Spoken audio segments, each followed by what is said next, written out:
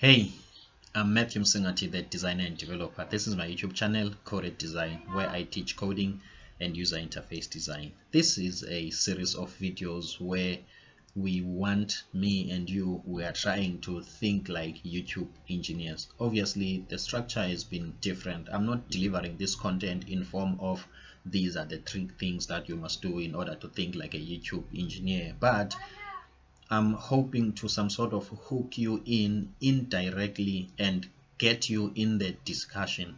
It's more like presenting a situation and challenging your mind to really think about it, hoping that when you're thinking about it, you can make the right decision, and also it might inspire you to search on YouTube for some certain concept and some certain terms, so that at the end of the day you can become a better developer. So in the previous video I've talked about food ordering, coding, or design picking. That means it's a FOC. So I've explained what it is. So now, instead of jumping to point number 4, let me just dive deep into design pattern. I've been talking about design pattern a lot without explaining what a design pattern and making example. So design pattern is some sort of a paradigm or a certain way of thinking.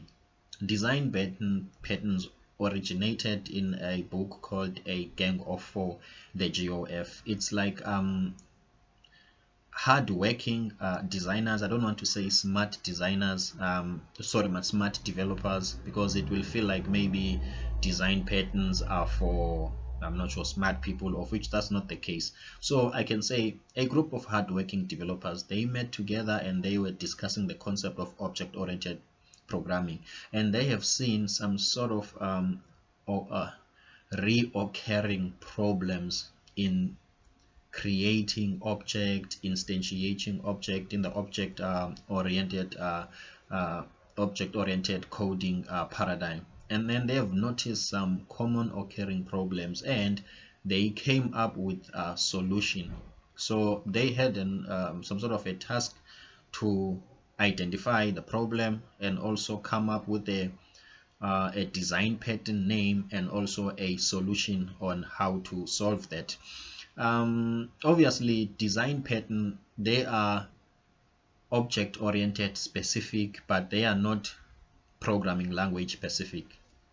You can apply design pattern in JavaScript, in C# and in PHP, and in my case I'm applying them in PHP. After maybe you've learned about design pattern, you'll find out that there is a lot under design pattern. A tip for you: you don't have to some sort of quickly implement and understand all design pattern. Even me, I haven't like implemented all of them. Like, for instance, I'm still trying to understand the adapter pattern, and what else, I think the interface pattern. I think there is an interface pattern. So the ones that I can implement and I'm implementing now, it's the factory pattern. I've recently added a state pattern in my list, and state pattern is going to be the one that I'm going to explain to you and give you an idea of what a design pattern is. So design patterns, it's like some sort of if we talk if in object oriented, if in coding industry we are talking about reusable code, I think that design pattern are reusable thought tools in object oriented programming. They are not some sort of, what can I say, they are just telling you that this is a problem that occurred and this is how it can be solved in object oriented programming. So it's like reusable thought tools. For instance, as I've said, they are not language specific. As long as that language implements object oriented programming, it's object oriented, then you can use the design pattern. Okay, let's talk about the new kid on the block, which is the state pattern. Recently I've been working on state pattern, trying to understand it until I felt like now I understand it and I can implement it. And also, it's very important if you can apply design pattern based on the problems that you are solving. Also, it's not a good idea to apply design pattern for the sake of applying them, but you must identify a problem in your own coding life or the project that you are busy with and try to find out what is the design pattern that can help me to solve this problem. So let's get into the state pattern. Okay, in coding or in many projects, there is a case or a situation where you've got a thing, whatever that thing is, but it has got states. It's more like a process, that thing, and that process has got some state. It shifts from, let's just take a simple state, the globe shifts from being off, that means it's dark in the house, to being on, and then it cannot be on and off at the same time. So that is just an example of states. And then when we talk of manufacturing, the states in manufacturing process, you receive raw material, that's state number one in the receiving, in the production company, that's receiving. And then there is preparation, which is, let's say you are working on the raw material that we have received, maybe cleaning it if it's gonna be like producing food, then preparation, and then from then you've got production, when you are actually grinding, working on the actual material in order to produce something. And then there is finishing, where things are being polished a little bit, and then there is dispatch, where things are already packed and they are ready to go. So as you can see in that process, it's more like state oriented, and in most cases those states cannot like happen in the same time. When it's in this state, it's in this state, it can't be in this state and this state at the same time. So in order for it to change from this state to this one, so meaning that it has to be off from this state and being on from that state. For instance, a product, let's say a shoe, cannot be a complete product and a raw material at the same time. So if you see those patterns into a problem that you are solving, let me just make a last example, something that I think you might be familiar with ClickUp. I haven't used that much ClickUp, but I have used a little bit of it in printing industry. So ClickUp, it's more like a project management kind of an application. It has got some sort of a certain feature of organizing jobs in a Kanban, some sort of the pending state or the processing state and the finished state. You can do something like that. So in an application like that, you can see that there is some sort of different states that are occurring. So that also occurred before, long time ago. And then the gang of those group of developers who came up with design pattern, they realized that most often in application industry or software development, we are encountering this state, and let's introduce a design pattern called a state pattern to solve the problem. Why are you going to use a state pattern? As you can see, if there are multiple states, you are going to have a lot of if-else statement. But if you can use a state principle, it's going to help you to organize and fully manage that task. Without the state principle, things might be complicated. Something might jump from this state to this state, and you need to keep track of where it is and where it's not, and it becomes some sort of a confusion.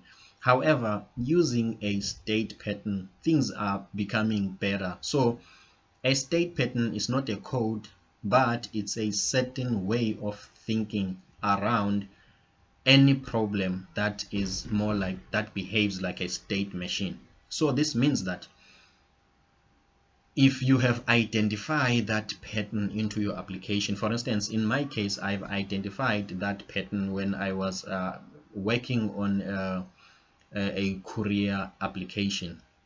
I was developing a courier application, and I had to track a parcel. So meaning that a customer comes and give the retailer a parcel, or whatever, the officer a parcel, and then a way bill will be generated. Then that parcel will move from receiving to, maybe it will be received by the retailer, and then it will be in the driver. So that means it will be in transit. That means the driver will take it, and then as it goes by, it must shift from being in the transit to be on store number 2, meaning that on the destination. And then on the destination, another customer will come and collect the parcel using a pin, a verification pin that was sent by SMS to the person who was giving us the parcel, or the courier company the parcel. So you'll find that now we need to keep track of that delivery. Then when it's being collected, the state of the delivery changes. So I then realized that there is some sort of a state here, and I can use a state pattern to solve the problem. And I have used it, and it worked like magically, because I've attempted not to use it, and I had a lot of if else statement. Obviously the issue here is not the amount of code. Like maybe you say that, okay, if you are going to use a state pattern, that means you are going to use less code. But managing and maintaining that process with a state pattern is gonna be very simple. It's gonna be easier. You can even take somebody else, and it's easy to explain, starting from the fact that now you've got a language to communicate your own thought process. Maybe somebody will come, or the client is asking me, like, how did you manage to work on this changing state thing? Then I can say to them, I have used a state pattern. The moment I say I have used a state pattern or a state machine, they get the whole process. They've got an idea. Even another developer has an idea of what I'm looking for. Basically what the state pattern does, it takes the whole process as a class, and this process will have other classes. So meaning that the process itself will be a class, and in object-oriented programming, and then the states themselves will be other classes.